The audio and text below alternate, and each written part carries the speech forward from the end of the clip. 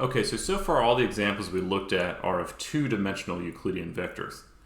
But in our AI class, it's going to be very important to think about higher dimensional vectors. So let's just go to the one dimension up to start with, which is 3D. So here we've actually got three axes, the x-axis, the y-axis, and the z-axis.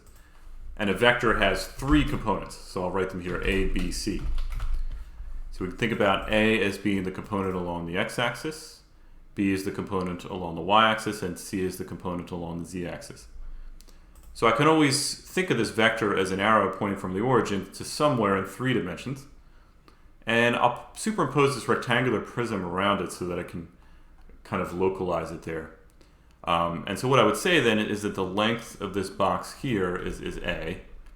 The height of the box is B. And then I guess the width of the box would be C back there along the z-axis. And so you can kind of draw the vector like this.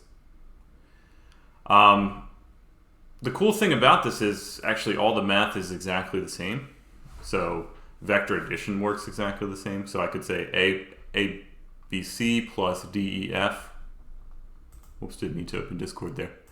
ABC plus DEF is equal to A plus D, B plus E, and C plus F, right? So same kind of component-wise addition.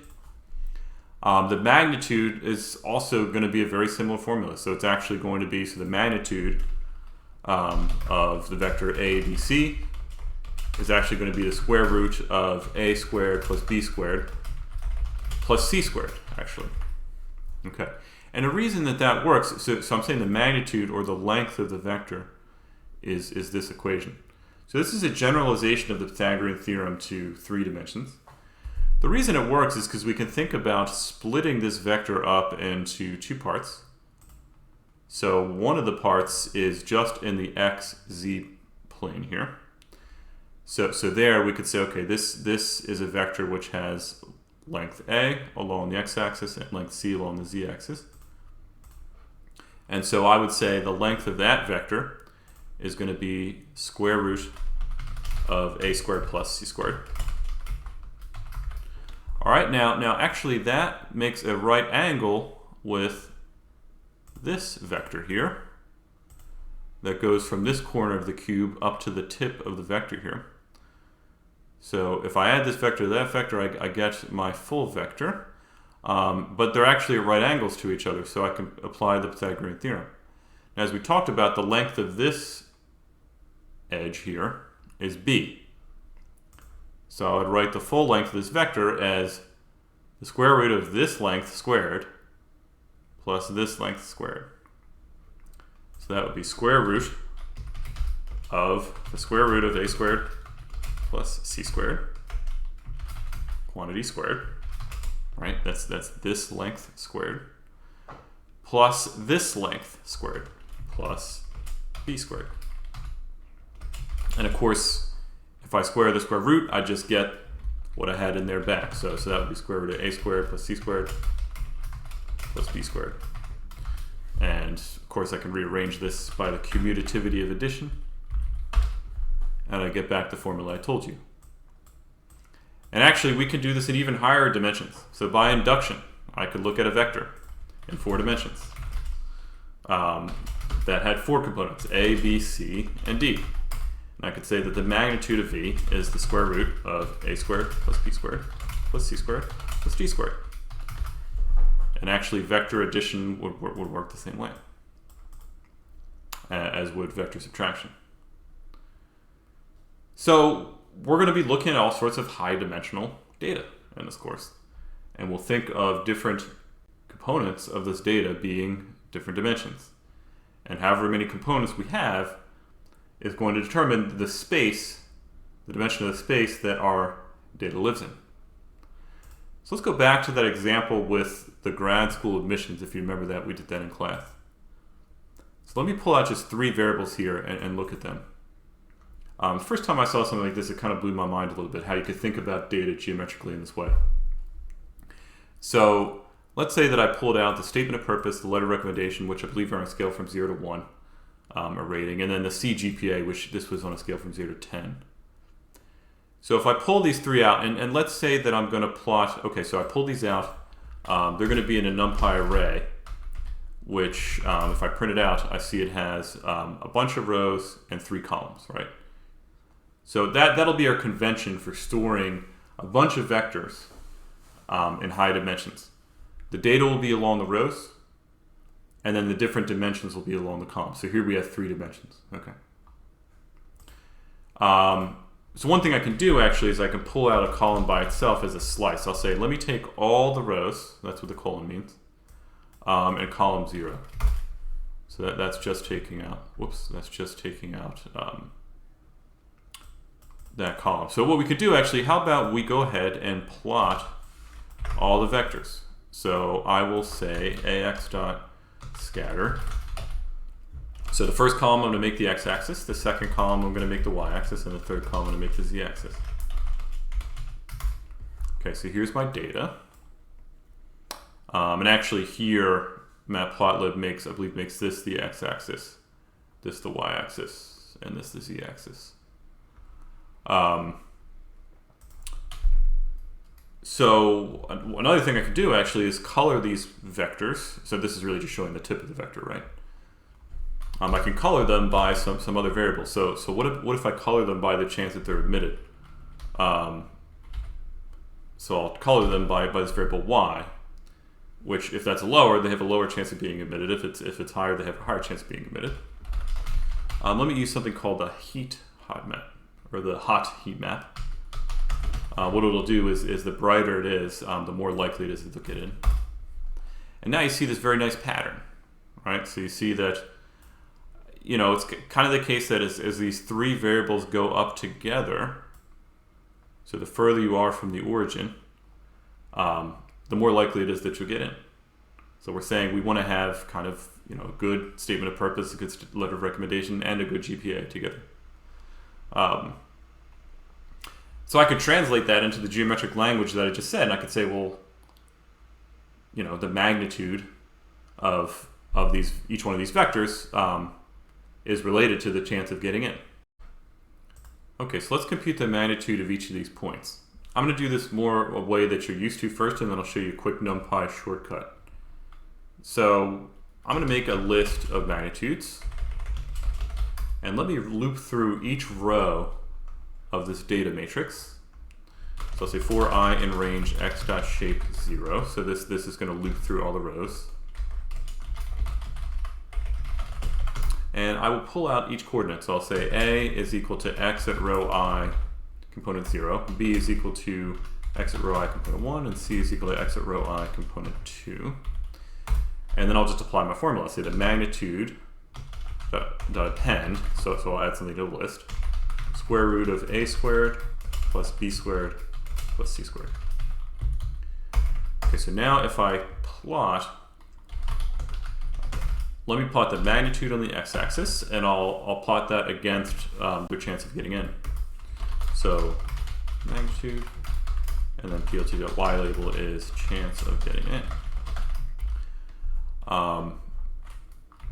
And I need to make a new figure here. And just as I promised, there is a positive correlation between the magnitude of this vector and the chances of getting in. Okay, so let me now quickly show you how to do this a NumPy way. There's something very slick we can do, which is we can take out an entire column at once and do this on that. So I can say magnitudes is actually equal to the square root of the entire first column squared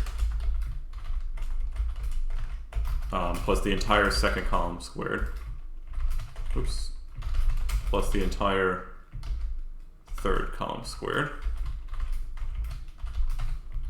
And what this will do is this will actually create an entire array. This is called broadcasting. So what I do is I take out an entire column and I square every element of that column. And I do that for these, and then the broadcasting part happens to where I add these in parallel. So I actually add every element of this first column squared to every element of the second column squared to every element of the third column squared.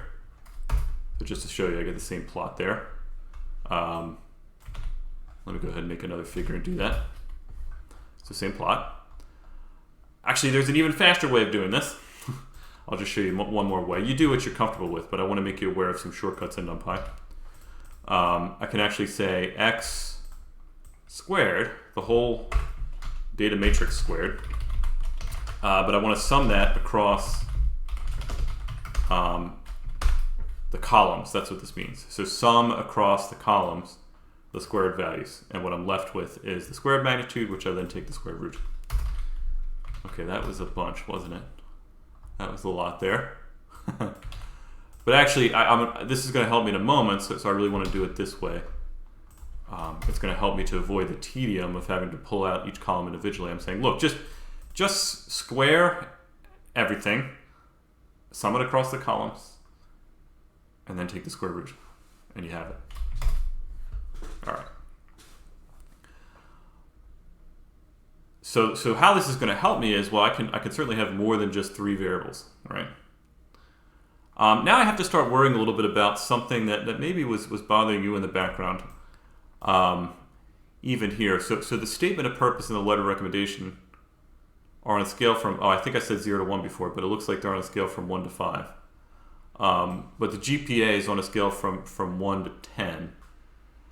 Those aren't that different, but if I threw in, instead of the GPA, maybe I threw in the GRE score, now we're going to be in trouble because the range of the GRE score is so much larger than the range of the other two. So if I go to compute the magnitude, the GRE score is really going to swamp those. So I'm not really going to incorporate much information from the other 2 variables into the magnitude. What I really need to do is normalize them. So what I'll do is I'll make them so that they're in the range from 0 to 1. And there's a simple way to do this using broadcasting. I'll say x is equal to x minus np dot min x-axis equals 0. So I'm saying subtract off the min of each column from that entire column. So you can do that. The other thing you need to do is, so that makes it so that they're all, okay, the min is at 0. But I also want to make sure that the max is 1. So that they're all occupying the range from 0 to 1. So here, to do this, I say x is equal to x over np dot max x axis equals 0. Okay, so here I'm saying divide by the max, divide each element of a column by the max of that column. Now everything's on an equal footing. So let me actually move this code up here, and I'll do it before we even plot it. You don't really notice the difference because Matplotlib actually already automatically scales your visual, but it definitely is going to impact the magnitude. Okay, now that I have the code all nice like this, let me actually take this a step further and go up from 3 dimensions to 6 dimensions. So let me look at all these variables together. Now I'm going to get a 6-dimensional set of vectors. But as I said, all the rules are the same. This process that I went through to derive how to compute the magnitude of a 3-dimensional, by induction can be repeated, and it'll still be the square root of the sum of everything. So it worked in 3 dimensions, worked in 4 dimensions, it's going to work in 5 and 6 dimensions as well. So let's try it in 6 dimensions. So I'm just going to plot the first 3 dimensions here, but there are actually 6 that are going to factor into it now. So let's see, as a function of all 6 of these things, is it still true that the magnitude would be increasing as my chance of being accepted increases? So let me just go down to the place where I was summing all of them.